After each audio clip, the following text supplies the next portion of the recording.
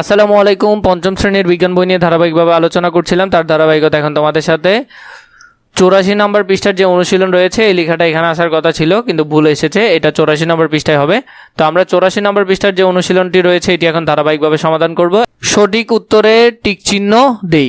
1 number, চাষাবাদের জন্য উপযোগী ভূমিরূপ কোনটি? তাহলে এটা হবে সমভূমি হলো চাষাবাদের জন্য উপযোগী।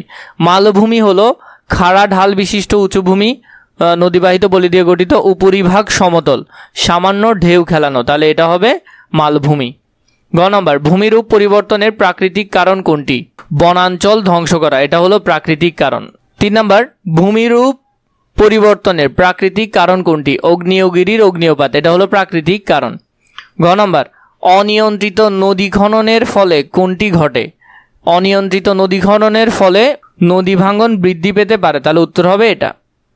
2 নম্বর, শূন্যস্থান পূরণ করি। 1, পাহাড় ধ্বংসের মূল কারণ, আমরা এটা লিখব। খ নম্বর, ভূমির পরিবর্তন রোধ ও সংরক্ষণের সকলের মধ্যে ড্যাশ সৃষ্টি জরুরি।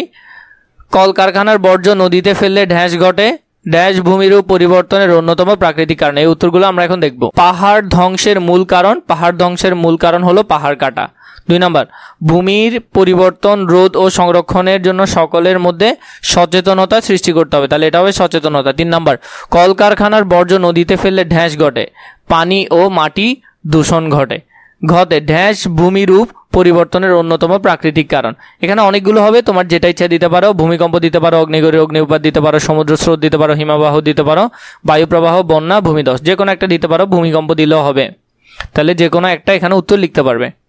পরবর্তীতে আমরা সংক্ষিপ্ত প্রশ্নে যদি দেখি, 1 নম্বরে আছে পাহাড়ের ঢালে চাষের ফলে পাহাড়ি ভূমিরূপের কী ধরনের পরিবর্তন হতে পারে, ব্যাখ্যা করো।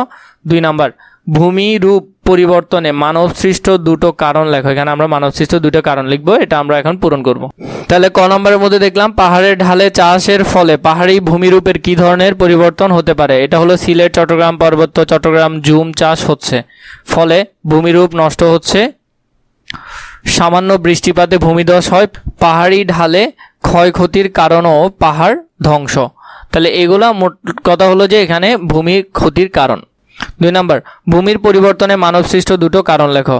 মানবসৃষ্ট দুটো কারণ হলো ভূমিরূপের পরিবর্তনে মানবসৃষ্ট দুটি কারণ। একটা হলো পাহাড় ধ্বংস করা, 2 হলো নদীতে বাঁধ নির্মাণ করা। এই দুইটা হলো মানুষের জন্য হচ্ছে। পরবর্তীতে আমরা যদি 4 নম্বরে দেখি বর্ণনামূলক প্রশ্নের উত্তর। 1 নম্বরে, ভূমি সংরক্ষণ কাকে বলে?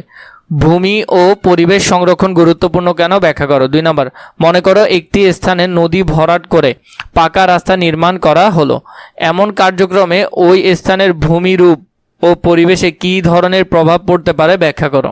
তাহলে এখান থেকে আমরা চাইলে এটা লিখতে পারি। ক নম্বর, ভূমি সংরক্ষণ কাকে বলে? ভূমি ও পরিবেশ সংরক্ষণে গুরুত্বপূর্ণ কেন? ভূমি ও পরিবেশ সংরক্ষণ গুরুত্বপূর্ণ কেন, ব্যাখ্যা করো। ভূমি বা পরিবেশকে ক্ষতিগ্রস্ত এবং ধ্বংস হওয়া থেকে রক্ষা করে এদের প্রাকৃতিক বৈশিষ্ট্য পুনরায় ফিরিয়ে আনার প্রক্রিয়াই হলো ভূমি বা পরিবেশ সংরক্ষণ। ভূমিরূপ পরিবর্তনের ফলে সারা বিশ্ব পরিবেশ বস্তুতন্ত্র জলবায়ু পরিবর্তন হওয়ার চরম ভাবাপন্ন পরিবেশ তৈরি হচ্ছে, ফলে বিভিন্ন ধরনের দুর্যোগ দেখা দিচ্ছে। এই জন্য ভূমি পরিবর্তন রোধ করে এর সংরক্ষণের উদ্যোগ গ্রহণ করা গুরুত্বপূর্ণ। খ নম্বরে, মনে করো একটি স্থানে নদী ভরাট করে পাকা রাস্তা নির্মাণ করা হলো, এমন কার্যক্রমে ওই স্থানের ভূমিরূপ ও পরিবেশ কী ধরনের প্রভাব পড়তে পারে, ব্যাখ্যা করো। উত্তর আমরা যদি দেখি, কোনো স্থানে নদী ভরাট করে রাস্তা তৈরি করলে ওই স্থানে স্বাভাবিক জলপ্রবাহের বাধা সৃষ্টি হয়, যা বন্যার ঝুঁকি বাড়ায় এবং আশেপাশের ভূগর্ভস্থ পানির স্তর নিচে নামিয়ে দেয়।